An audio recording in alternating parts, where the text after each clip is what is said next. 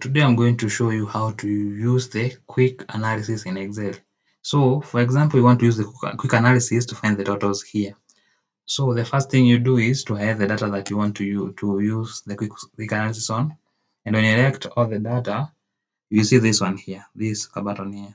It says quick analysis. You click on it and we want the totals. So you come to these values, the totals here, and then you're going to use the sum. And if you can check this sum, it sums downwards. As you can see, there is this blue down here.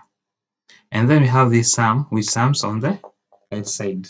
So this is what we want. You can just click on this like that, and you will get the total for that.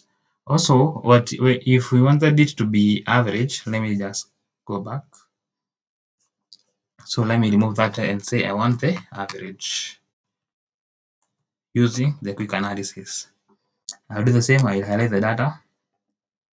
Just to this, you click on this quick analysis here, and then we want the totals and we want the average.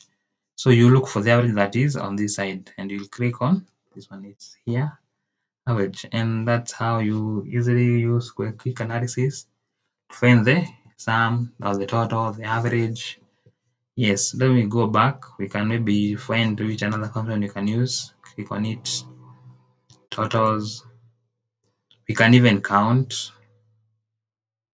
So when you use count, it should give us 4 for all the values. You can see 4 for all the values. We can also find the total, percentage total. Yeah, that's really beautiful. So actually it can also, let's go back. It can also, let me type sparklines. It can also give us sparklines. So let me type here sparklines.